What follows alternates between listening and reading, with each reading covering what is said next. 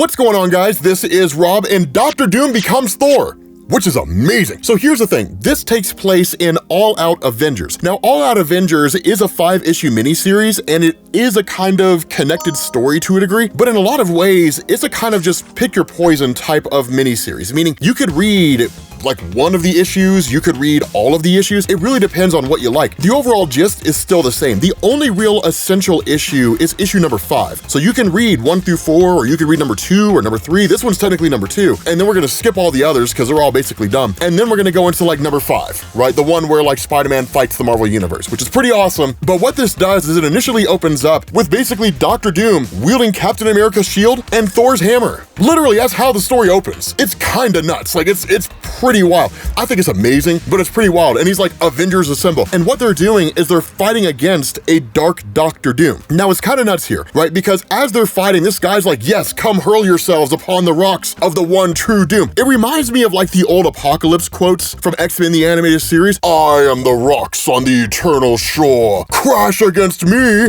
and be broken. You know what I mean? Like just the best lines ever in like just X-Men the animated series. I don't care what anybody says, but it's one of these things where you basically have 2 versions of Doom. Now, we don't readily know exactly how this happened, but what ends up going on here is because like Dr. Doom himself, or really Victor is what they call him, because Victor, Iron Man, She-Hulk are getting crushed, which nobody's surprised by the fact that She-Hulk's getting wrecked, but like because they're getting absolutely crushed, that like they end up having to like flee. This battle here just kind of seems to pick up in what is in effect a last-ditch effort to try to like defeat this dark version of Doom. Not only that, what we end up doing is seeing this, really getting this disembodied voice where it says it reaches across the stars, seeking out those who once wronged it. When it reaches Earth, it will first send the people mad, will set them at each other's throats. Earth's heroes and protectors will fall, and there will be none to mourn their passing. When the end comes, it will be swift and it will be brutal. This I have seen. This I must prevent.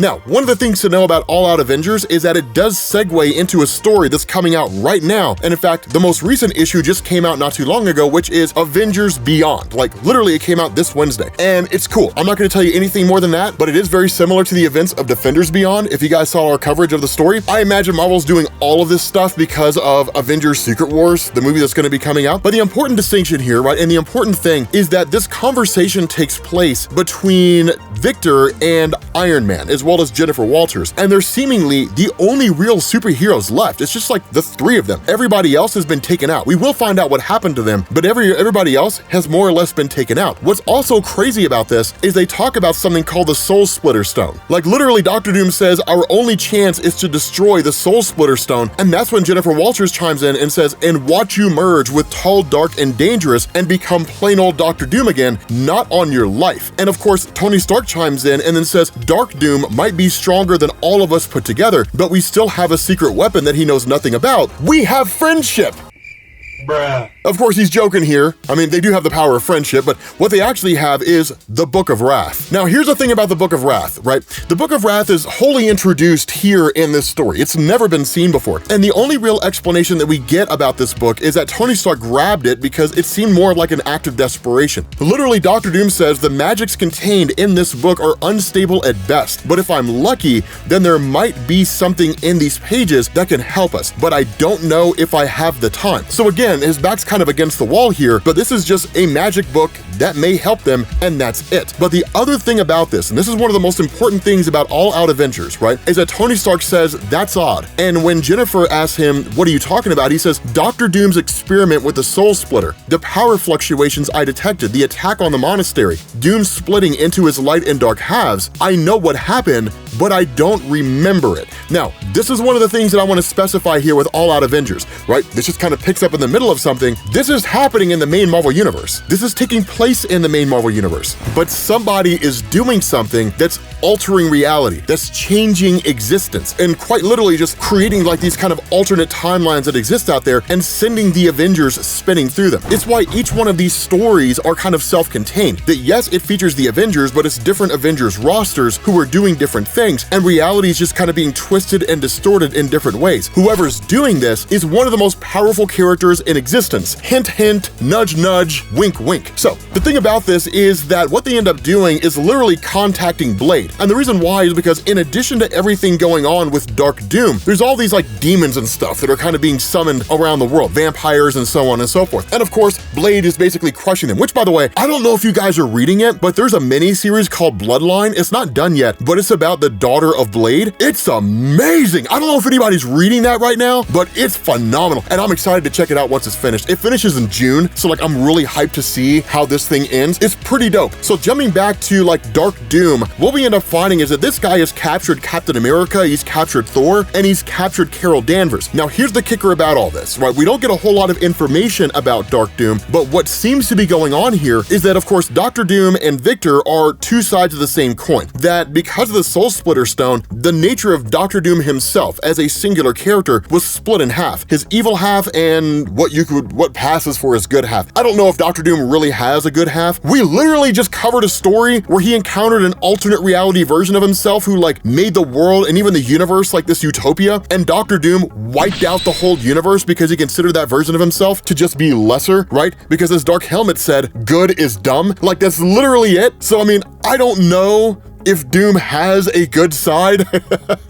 That was the Dr. Doom solo series, by the way. You'll find a link to it down in the description. You can check it out once you're done with this video. It's great. But of course, one of the things that happens is that like he sort of calls out Captain America, right? Because this version of Dark Doom seems to have none of the restrictions that Victor Von Doom normally has, right? This is just unbridled power and just like desire. That's really all it is. And so Captain America kind of chimes in with like his normal Captain America stuff, you know, like, oh, you think you're gonna win? You think you've already won? And the response of Doom is this the part where you tell me that it's all still for play? This is never gonna succeed? Captain America's like, nope, this is the time that I tell you that like my friends are coming. And they do, right? Here's the funny thing about this. Iron Man's flying in, right? And so literally like Dark Doom realizes that Iron Man's coming and he uses his power to like shut down his suit, right? And he just crashes into the ground. And Iron Man's out of commission now. That's it. And then Jennifer Walters jumps in, right? Like She-Hulk jumps in and tries to attack this guy, right? And it's like, look at her, right? Isn't she magnificent, right? A strength rising to match that of the Hulk himself, but applied judiciously, strategically. Some foes need brute force to be overcome. Some need intelligence. She-Hulk has it all. She-Hulk will single-handedly win, and then it's like, nope, because Dark Doom literally just crushes her, which is not surprising at all. But then at that point, like, this is when Victor Von Doom shows up, and like Victor attacks Dark Doom, and then in the middle of all this, he starts brandishing like the Book of Wrath, and that's when this version of himself starts to kind of panic, right? He was like, no, you cannot use this thing. It'll ultimately lead to my destruction. And it's kind of funny because at the end of the day, it all turns out to be a ruse, right? He's like, oh no, please, not that, you know, not the Book of Wrath, ha ha ha ha, right? Like literally starts laughing at him, and he's just like how quickly you've become one of them, Victor, to believe that some stupid Book of Wrath would be able to defeat me. You think that's how I'm going to lose? You think that's how Dark Doom is going to die? By like a magic book?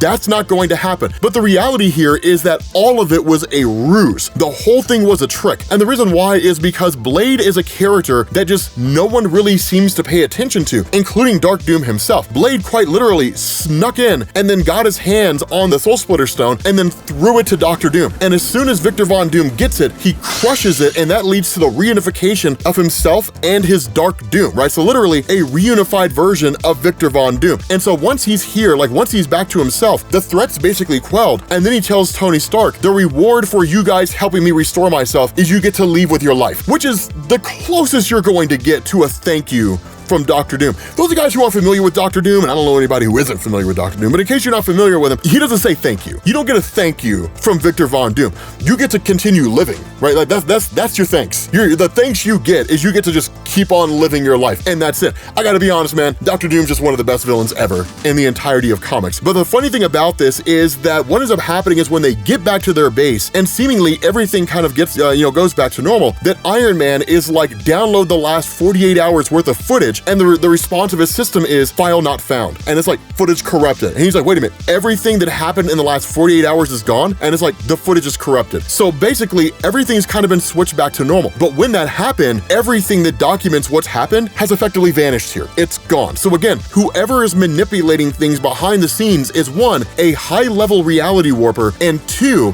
somebody who's able to corrupt the footage of Iron Man, which is not a very impressive feat for a person who can alter reality. Like, I have the power to alter reality on a universal scale, and I will use my powers by giving you a computer virus. Like, it's just kind of weird. It's kind of strange. But with that being said, guys, we're gonna bring this video to an end. Thank you all for watching, and I will catch you all later.